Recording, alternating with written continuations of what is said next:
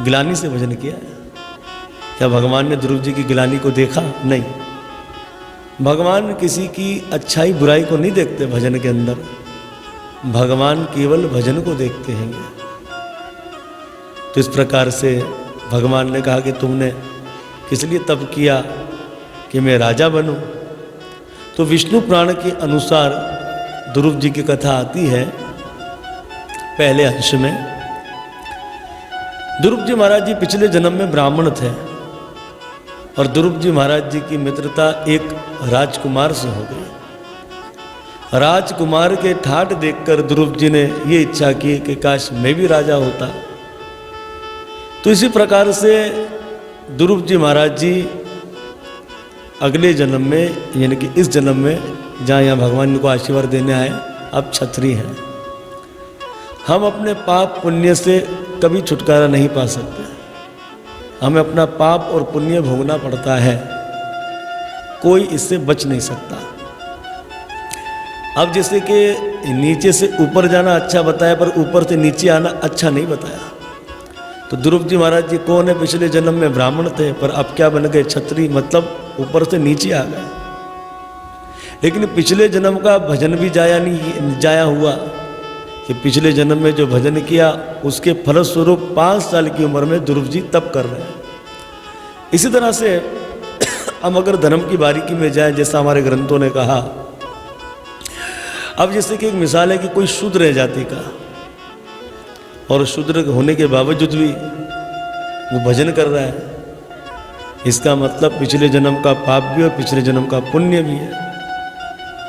शायद पिछले जन्म में ब्राह्मण हो, भजन में गड़बड़ी हो गई हो, अगले जन्म में शूद्र बना हो, पर शूद्र बनने के बाद भी भक्ति से जुड़ जाए, इसका मतलब उसका कोई पुण्य है। तो पाप पुण्य हमें मिलता है। शायद कुछ लोग इसे समझ ना सके और कुछ लोग इस बात की मजाक भी उड़ा सकते हैं, लेकिन जो गंभीरता से इन चरित्रों को सुनता है और गंभीरता से इस पर ध्यान देगा, उसे इस बात का पता लग जाएगा। और ये भी भगवान की कृपा से होता है। सतो रजो तमो, ये गुणों को हम खुद महसूस कर सकते हैं। भगवान ने गीता में हमें कह दिया है सतो के बारे में, रजो के बारे में, तमोगुण के बारे में। भगवान कहते हैं कि जब तुम्हारे अंदर लालच आने लग जाए, धन की लालच आदि खूब लालच आने लग जावे, तो समझ जाना कि मेरे अंदर रजोगुण आ गया है। ये लालच क्या है? ये रजोगुण है। और जब सुनी बात समझ में नहीं आ रही और नफरत करते हैं सबसे, सबका बुरा चाहते हैं, तो समझ जाना कि हमारे अंदर तमोगुण है, हम इसे मारना चाहते हैं, हम ऐसा कर देंगे, वैसा कर देंगे। और सुनी बात समझ में आ रही है, हम उन्नति कर रहे हैं, भक्ति कर रहे हैं, गंभीरता से इन चीज़ों को ले, तो समझ जाना आपके अंदर सतोगुण है। तो जब सतो रजो तमो आपके अंदर आता है, तो हमें पता लग जाता है कि मेरे अंदर सतो आ गया, रजो आ गया, तमो आ गया। आपको किसी से पूछने की आवश्यकता नहीं है, गीता में ग्रंथों ने हमें सब कुछ बता दिया है कि हमें शिक्षा लेनी चाहिए। इसी प्रकार से ध्रुव जी महाराज जी पर भगवान की कृपा हो गई। भगवान ने कहा, देख ध्रुव, तूने राजगति के लिए तप किया, इसलिए मैं तुझे आशीर्वाद देता हूं कि तू 36,000 वर्षों तक राज्य करेगा। और जब मृत्यु लोक में तेरे 36,000 वर्ष पूर्ण होंगे, तो मैं तेरे लिए एक लोक निर्माण करूंगा, जो लोक ध्रुव लोक कहलाएगा। संसार नाश हो जाएगा, पर तेरे लोक का नाश नहीं होगा। इस तरह से भगवान ने आशीर्वाद दिया। आशीर्वाद दिया भगवान ने, ध्रुव को अपनी गोद में बिठाया। अब तक वैदिक इतिहास में लिखा है कि जिसको भगवान ने दर्शन दिया, भगवान अंतर्ध्यान हो गए। और ध्रुव जी को तो भगवान वैकुंठ तक एक ताक देखते गए। भगवान बताओ, गरुड़ जी का मुख आगे, गरुड़ जी भगवान पर सीधे बैठे, पर भगवान की गर्दन जो थी वो ध्रुव जी की ओर थी। ध्रुव जी को देखते भगवान वैकुंठ तक गए। और यहाँ पर ध्रुव जी महाराज जी पर भगवान की कृपा हो गई। और वहाँ राजा उत्तानपाद अपने आप को कोस रहा है, अपनी पत्नी सुरुचि को कोस रहा है। अरे पापनी, तेरे कारण मेरा नन्हा सा बालक वन में चला गया। वन में कोई पशु उसे खा गया होगा या किसी नदी तालाब में डूबकर मर गया होगा, ऐसा शोक कर रहा था। इतने में देव ऋषि नारद जी आ गए, तुमरु गंधर्व गोई कर।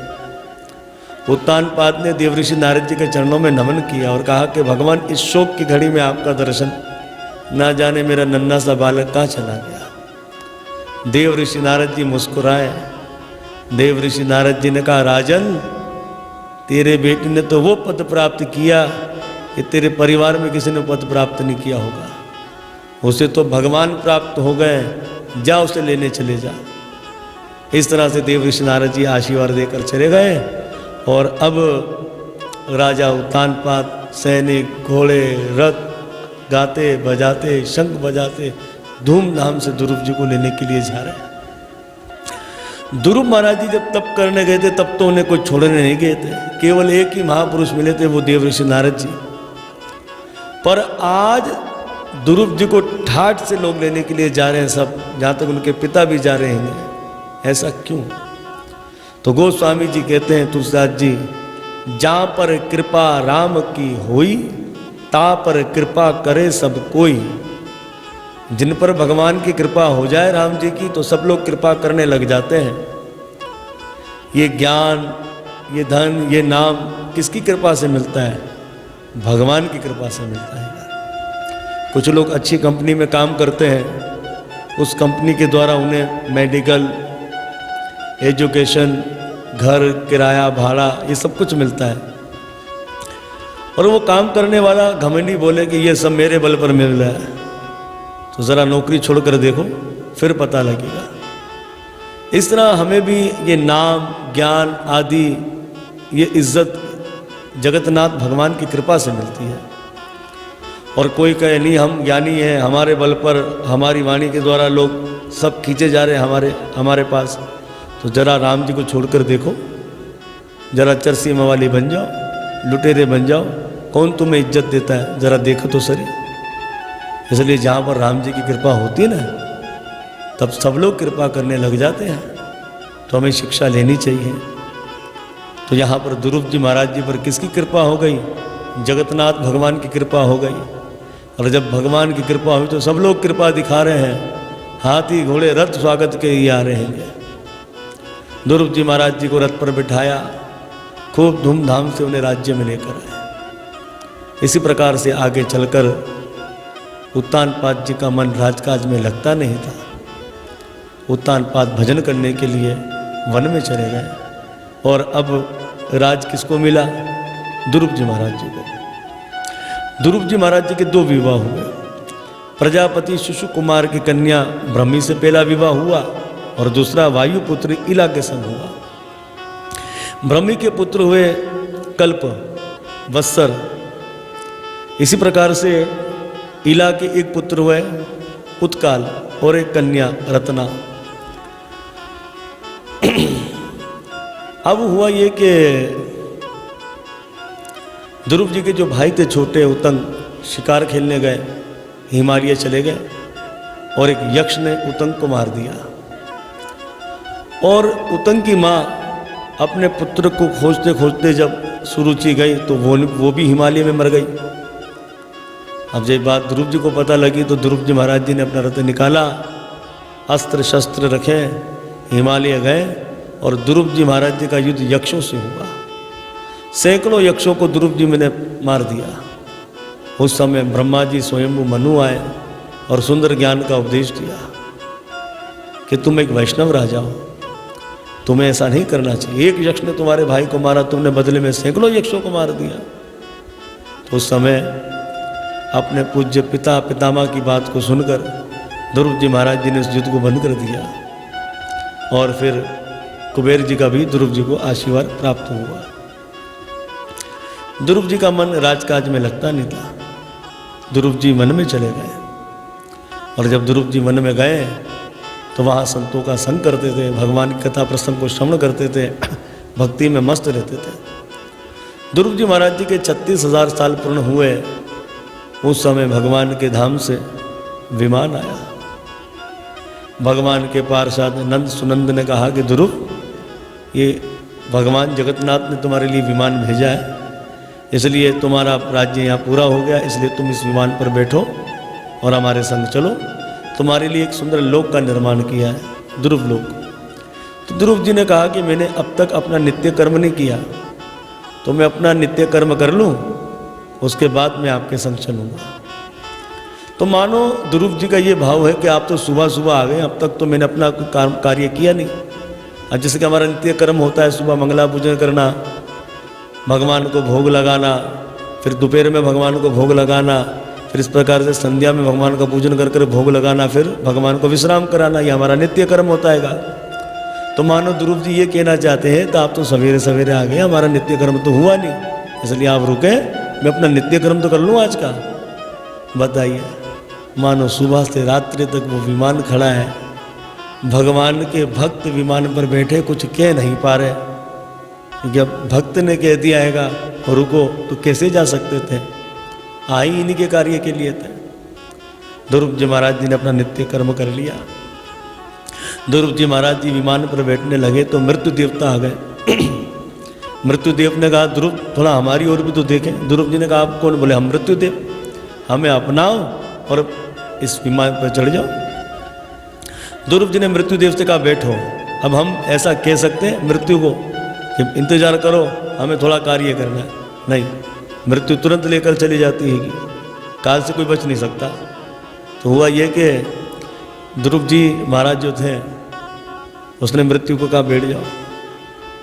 मृत्युदेव बैठ गए। ध्रुव जी महाराज जी ने मृत्यु के सर पर पैर रखा और विमान पर चले गए। शरीर सहित ध्रुव जी महाराज जी विमान पर गए। भक्ति में वो शक्ति है जो मृत्यु को जीत लेती है कि इतनी मानता भक्ति को बताई गई है, भक्ति की। ध्रुव जी महाराज जी विमान पर बैठे। ध्रुव जी महाराज जी का मुख उदास है। भगवान के पार्षदों ने कहा ध्रुव तुम इतने उदास क्यों हो? ध्रुव जी ने कहा जिन माता की कृपा से मुझे लोक की प्राप्ति हुई, अरे जल्दी में उस माता को मैंने छोड़ दिया। अरे भगवान के पार्षदों ने कहा ध्रुव जिस माँ ने तेरे जैसे बच्चे को जन्म दिया पीछे कैसे रह सकती है? जरा नज़र उठाकर आगे तो देखो। अरे जैसे ही ध्रुव जी महाराज जी ने उठकर आगे देखा तो उनकी माता सुनीति दिव्य विमान पर ध्रुव जी से आगे जा रही है। ये है ध्रुव जी महाराज जी का चरित्र, पापों को नाश करने वाला। मैंने भविष्य पुराण के ब्रह्म प्रभा में पढ़ा, ब्रह्मा जी कह रहे हैं, ब्रह्मा जी ने कथावाचक की बड़ी महानता बताई है। जो पुराणों की कथा कहते हैं, ब्रह्मा जी कहते हैं मुझे बहुत प्रिय है। मुझे कोई कर्म अच्छा नहीं लगता जितना मुझे कथावाचक अच्छे लगते हैं। कथावाचक को सम्मान करना चाहिए।